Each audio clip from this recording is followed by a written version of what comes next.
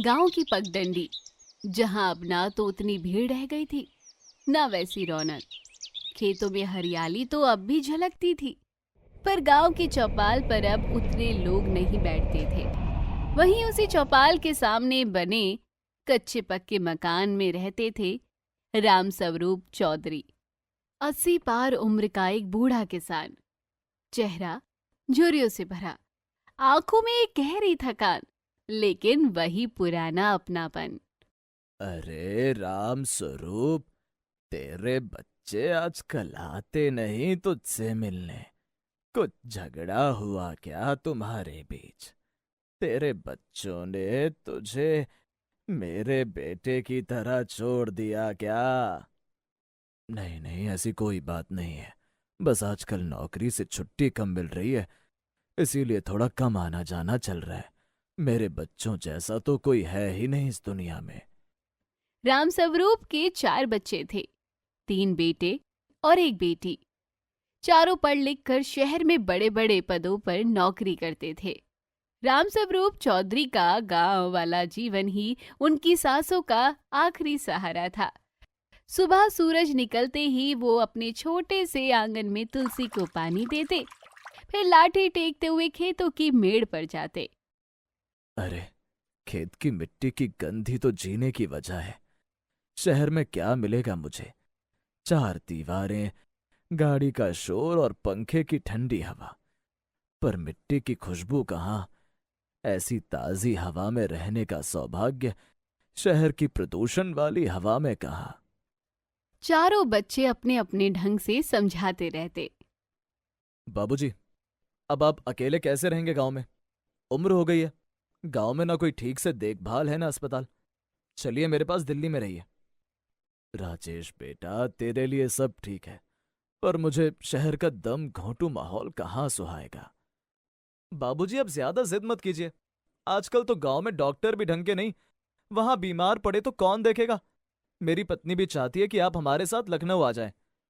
बेटा, तुझे मेरे इलाज की चिंता होगी, लेकिन ये मिट्टी, ये बरगद का पेड़, ये तालाब, ये सब छोड़कर कैसे जाऊं? इन सब के साथ ही तो मैंने अपनी पूरी जिंदगी निकाली है। बाबूजी, हम सब आपकी फिक्र करते हैं। अकेलेपन में इंसान टूट जाता है। मैं सोचता हूँ आप यहाँ हमारे शहर आ जाएं तो काफी अच्छा होगा। यहाँ सब सुविधाएं हैं। तुम्हारे शहर? अरे, वहां की भीड़ भाड़ में तो आदमी अपना नाम ही भूल जाए। मुझे तो गांव का सन्नाटा चाहिए। बाबूजी, आप क्यों हमारी बात नहीं मानते? हम सब आपकी चिंता में जीते हैं। हम सब काम तो शहर में कर रहे हैं, पर हमारा पूरा ध्यान आपकी सेहत और इलाज पर ही लगा रहता है। आप गांव में अकेले पड़ गए हैं। बिटिया, मैं अकेला नहीं हूं। मेरा गांव, मेरा खेत, मेरी गाय, ये सब मेरे साथी हैं। उम्र के साथ बीमारियां भी घर करने लगी थी। कभी घुटनों में दर्द, कभी सांस फूलना, कभी दिल की धड़कन तेज होना। एक दिन अचानक हालत बिगड़ी तो राजेश और सुरेश गांव पहुंचे और जबरन अपने बाबूजी को शहर ले आए। देखिए, इनकी हालत ठीक नहीं है। उम्र ज्यादा है, इनको लगातार देखभाल चाहिए। गांव में रहना रिस्क होगा। इन्हें लगातार चेकअप और दवाइयों की जरूरत पड़ती रहेगी। इस उम्र में ये सब नॉर्मल है। चारों बच्चों ने एक दूसरे की ओर देखा। उनके चेहरों पर गहरी चिंता थी। देखा बाबूजी, डॉक्टर भी कह रहे हैं अब तो मान जाइए। डॉक्टर की बात ठीक है बेटा, पर क्या आदमी सिर्फ इलाज के लिए जीता है? जीवन तो वही है जहां दिल लगे। ऐसी जिंदगी जीने का भी क्या फायदा जब कोई इंसान अपने घर से ही दूर हो जाए। बच्चे अपने पिता की जिद समझते थे, लेकिन उनके पास भी अपनी मजबूरियां थी। राजेश सरकारी नौकरी में बंधा हुआ था। सुरेश की बैंक की जिम्मेदारी थी। महेश की कंपनी का कामकाज था। सीमा की कॉलेज की क्लासें थी। वो गांव आकर साथ तो देना चाहते थे, पर नौकरी छोड़कर वहां बसना असंभव था। एक रात चारों भाई बहन शहर के घर में बैठे थे। बाबूजी सो चुके थे। अब क्या करें? बाबूजी को गांव भी नहीं छोड़ सकते, और यहाँ रखना चाहें तो वो तैयार नहीं। शायद हमें गांव में एक नर्स या केयर टेकर रख देनी चाहिए। पर बाबूजी को ये अपमान लगेगा। वो कहेंगे कि हम उन्हें नौकर के सहारे छोड़ गए। वो शुरू से ही कहते थे ना कि मुझे किसी के सहारे रहकर जिंदगी जीना व्यर्थ लगता है। तो फिर क्या हल है? हमारी नौकरी है, बच्चे हैं, जिम्मेदारियां हैं। हम सब गांव में चाहकर भी नहीं रह सकते। सभी चुप हो गए। कमरे में सन्नाटा भर गया। सुबह जब राम स्वरूप ने बच्चों को उदास देखा तो खुद ही बोल उठे, बेटा चिंता मत करो, मैं गांव चला जाऊंगा। वहां मैं अपने लोगों के बीच रहूंगा। तुम सब अपने अपने काम करो।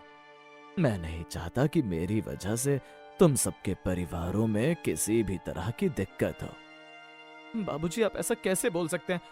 आप जानते हैं कि हम सब आपसे कितना प्यार करते हैं। बाबूजी, गांव में आप सच में अकेले हो जाएंगे। बिटिया, अकेला वही होता है जिसके पास अपनों की याद ना हो। तुम सब तो मेरे दिल में बसे हो, मैं अकेला कहाँ। यही क्रम चलता रहा। जब भी स्वास्थ्य बिगड़ता, बच्चे दौड़ते गांव जाते, बाबूजी को शहर लाते, इलाज कराते और फिर बाबूजी गांव लौट जाते। हर बार यही सवाल गूंजता, क्या करें? बाबूजी को शहर में रखे या उनकी मर्जी से उन्हें गांव छोड़ दे? पर जवाब किसी के पास नहीं था। समय बीतता गया, पर समस्या जस की तस। बच्चे अपनी जिम्मेदारी निभाते रहे, बाबूजी अपनी जिद पर अड़े रहे। गांव और शहर के बीच का ये संघर्ष कभी सुलझ न पाया। हमारी जिम्मेदारी हमें शहर बांधती है और बाबूजी का मन गांव से बंधा है। ना हम गांव छोड़ सकते, ना बाबूजी शहर अपना सकते। ये सवाल अधूरा ही रह गया। आखिर करे तो क्या करे? बाबूजी और उनके चारों बच्चे सब इसी उलझन में फंसे रह गए। समस्या का कोई हल ना मिला।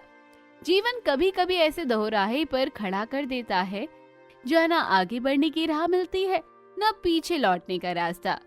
राम स्वरूप और उनके बच्चों की यही कहानी थी, जहाँ चिंता थी, प्यार था, जिम्मेदारी थी, पर हल कहीं नहीं था।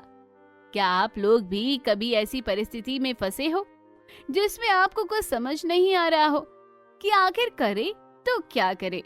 क्या कभी आपको लगा है कि सब कुछ सही करते हुए भी कुछ ऐसी परिस्थितियां बन चुकी है जिससे बाहर निकलना आपके लिए संभव नहीं हो पा रहा है? अगर आपका जवाब हाँ है तो नीचे कमेंट बॉक्स में कमेंट करके हमें जरूर बताइए।